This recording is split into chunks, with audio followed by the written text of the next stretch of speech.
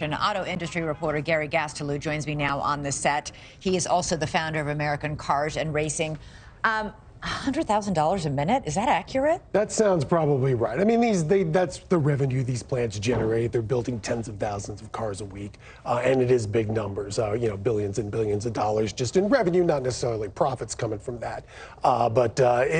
These are big numbers, and I think really you heard Shawn Fain say it, the money is there. That's what this one is about. That's what this strike is about. It's not so much that things are so bad for the UAW workers right now, but they're so good for the industry, and they want a piece of that action. But isn't part of the problem here that there's enormous pressure on these automakers to develop electric vehicles? There's incentives from the government. There are mandates from certain jurisdictions and even the United States.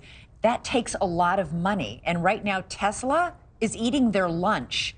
And Tesla pays each of its workers $45 an hour, all things included. The big three currently pay $65 an hour. They want $100 an hour. And that's really the problem. You know, right now the automakers are doing great. 10 years ago, when we had the recession and the bankruptcies and the restructurings, they weren't doing great. And the changes that were made then was what put them in a good position now. But now we're getting to this point with the transition, like you said, to EVs. Ford's already losing billions of dollars on their EV programs. It's going to be years before these turn profitable. But they've been making a lot of money in the last couple of years, selling the big trucks, selling the gas engines. This is where they make their money now. But 4 years from now, what kind of situation are they going to be in? When they're being forced by the new government mandates, by the state laws, to build and sell more electric vehicles that are very expensive, that the government's throwing a lot of money at in the form of incentives for them to build. But nevertheless, there's no guarantee of success. And you mentioned Tesla.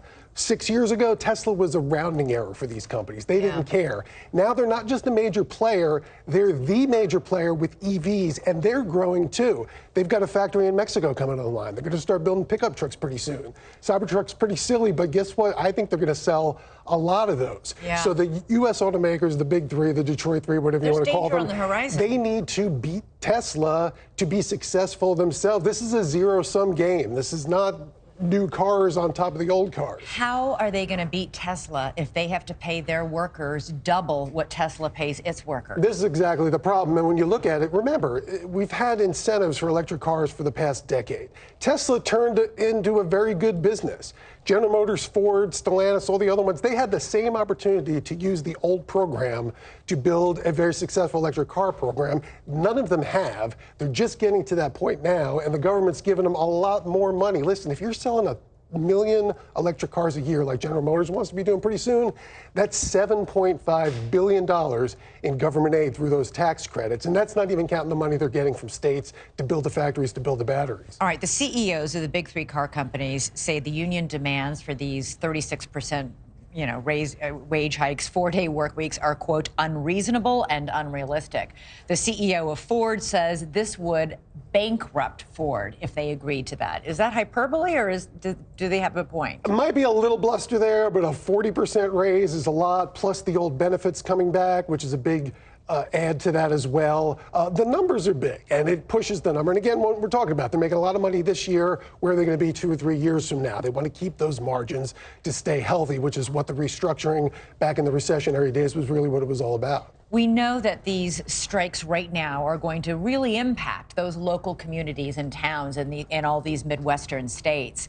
But the chief economist for Moody's said that an extended strike could tip the country into a recession.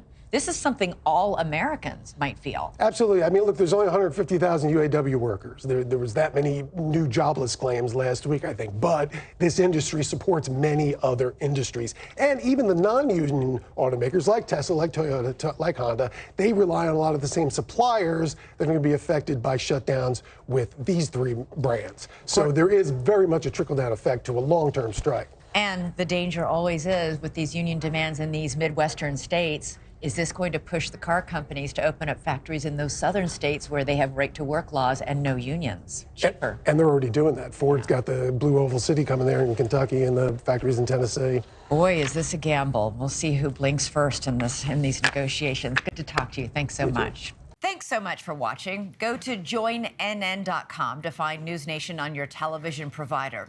And don't forget to click the red subscribe button below to get more of NewsNation's fact-driven, unbiased coverage.